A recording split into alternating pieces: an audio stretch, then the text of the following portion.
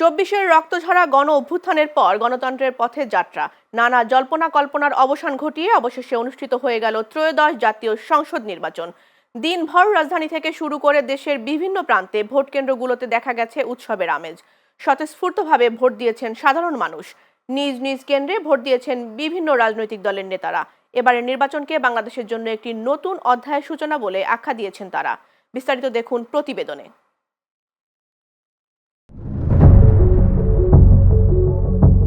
2008 সালের পর দেড় দশকে 3টি নির্বাচন হয়েছে দেশে, কিন্তু প্রধান রাজনৈতিক দলগুলোর অনুপস্থিতি, একতরফা ভোট কিংবা ডামি নির্বাচনের অভিযোগ ছিল নিয়মিত চিত্র।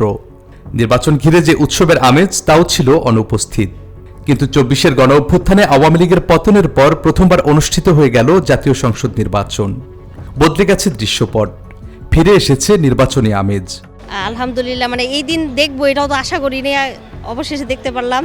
খুব সুষ্ঠুভাবে নির্বাচন হচ্ছে এবং সবই পারফেক্ট, ভোটও দিলাম, খুবই ভালো লাগতেছে। মানুষজন ভালোই ভিড় দেখতেছে, গেটের তুলনায় ভিতরেও ভালো ভিড় আছে, লাইনও অনেক লাইন, ভালোই লাগছে সবকিছু মিলায়। সবকিছুই ভালো। এটা আমার আসলে জীবনের প্রথম ভোট, এর আগে আসলে দেওয়ার কখনো সুযোগ হয় নাই। সো সবকিছু মিলে সবকিছুই ভালো, অনেক ভালো ছিল। প্রথমত বিষয়, আমার জীবনের প্রথম ভোট, এটা ভোট দেওয়ার জন্য আগে থেকে খুব এক্সাইটেড ছিলাম। এই প্রথমবার যেহেতু ভোট দিচ্ছি, অনেক বেশি এক্সাইটমেন্ট কাজ করেছে আর অনেক বেশি ভালো লাগছে। ভালোভাবে ভোট কেন্দ্রে আয়সা ভোট দেওয়ার জন্য অনেক ভালো লাগলো, মোটামুটি সন্তুষ্ট। আর সত্যি বলতে ঈদের মতো খুশি লাগতেছে, সবাই অনেক বছর পর শান্তিপূর্ণভাবে ভোট দিতেছে, অবশ্যই সবার খুশি লাগতেছে। আমি এই দেশে এসেছি নির্বাচন কভার করতে 2-3 দিন হয়ে গেল, এবং ইলেকশন কমিশনকে প্রপস দেব যে ওনারা ফরেন জার্নালিস্টদের জন্য সব কিছু খুব সুন্দর স্ট্রিমলাইন করেছেন, এবং নির্বাচনের জন্য যা কত অ্যারেঞ্জমেন্ট, তাছাড়াও যে বাকি সাংবাদিকদের জন্য বা বাকি নির্বাচনের আমি যা কভার করে দেখছি, অ্যারেঞ্জমেন্টগুলো খুবই স্ট্রিমলাইন করে দিয়েছেন, খুবই সহজ করে দিয়েছেন। এই সকাল থেকে স্বয়ংস্ফূর্তভাবে অনেক ভোটার আসছে এবং ভোট দিচ্ছে সুশৃঙ্খলভাবে। যারা বিশৃঙ্খলা তৈরি করার চেষ্টা করতেছে মনে হচ্ছে তাদেরকে আমরা বের করে দিচ্ছি। শহর থেকে গ্রাম, পাড়া থেকে মহল্লায় দিনভর উৎসবমুখর পরিবেশে ভোট দিয়েছেন দেশবাসী। নিজ নিজ কেন্দ্রে ভোট দিয়েছেন বিভিন্ন রাজনৈতিক দলের শীর্ষ নেতারা। এ নির্বাচনকে গণতান্ত্রিক উত্তরণের সূচনা বিন্দু বলছেন তারা। তাদের অভিমত, এ নির্বাচনই নির্ধারণ করবে বাংলাদেশের রাজনীতি কোন দিকে যাবে। নির্বাচন নির্ধারণ করবে যে বাংলাদেশের ভবিষ্যৎ রাজনীতি কোন দিকে যাবে। শত শত মানুষ উৎসবমুখর পরিবেশে তারা হাসি মুখে ভোট দিচ্ছে, এবং আমি তার মধ্য দিয়ে একজন ভোটার হিসেবে ভোট দিতে পারলাম। এটা তো একটা পরিবর্তিত বাংলাদেশ। আশা করি ভোটের পরে আর একটা পরিবর্তিত বাংলাদেশ ইনশাআল্লাহ এই জাতি উপহার পাবে। আজকে এই দিনে আমাদের গণতান্ত্রিক যে যাত্রা, সেটা এক ধাপ এগিয়ে যাবে, এবং সে কারণেই আমরা সকল শহীদের উদ্দেশ্যে, বিশেষভাবে এই ফ্যাসিবাদ বিরোধী লড়াইয়ে সকল শহীদের প্রতি, মুক্তিযুদ্ধের সংগ্রাম থেকে শুরু করে এ পর্যন্ত গণতান্ত্রিক সংগ্রামে যারা নিজেদের জীবন উৎসর্গ করেছেন, প্রত্যেকের প্রতি আমরা আমাদের গভীর শ্রদ্ধা জানাই। ভোট একটা উৎসবের হবে, ভোট তো ভয়ের না।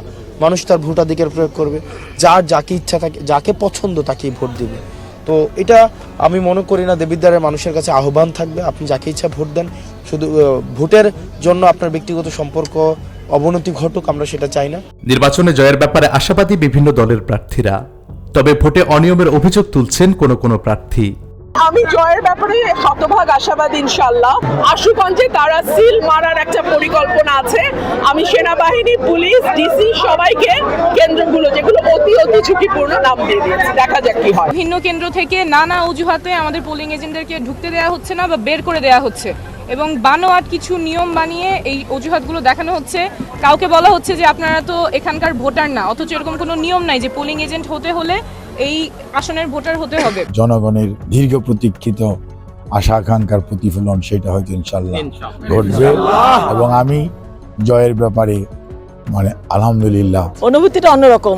আসলে এইবারের যে নির্বাচন, মানুষ এনজয় করলো আর কি, ভালো মন্দ মিলিয়ে এনজয় করলো, এবং একটা ঈদের আমেজ ছিল। এবং আজকে তো ভীষণ ভালো লাগছে, ভীষণই ভালো অনুভূতি ফিল করছি যে ভোট দিতে পারলাম 18 বছর পরে। আমাদের জনগণের রায়কে মেনে নেওয়ার আমাদের সবসময় সেই মানসিকতা থাকবে, এবং আমরা চাই এই পরিবেশটুকু যেন শেষ পর্যন্ত বজায় থাকে। সুষ্ঠু নির্বাচন আয়োজনে সব ধরনের পদক্ষেপ নিয়েছে সরকার এবং নির্বাচন কমিশন। সারা দেশে মোতায়েন করা হয়েছে সেনাবাহিনী, পুলিশ, বিজিবি, র্যাব সহ আইনশৃঙ্খলা বাহিনীর অন্তত 10 লাখ সদস্য।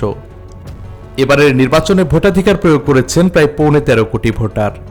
এর মধ্যে 5 কোটি তরুণ ভোটার, যারা ঘুরিয়ে দিতে পারেন অতীতের সকল সমীকরণ। Saifur Rahman Rubel, channel S, Dhaka.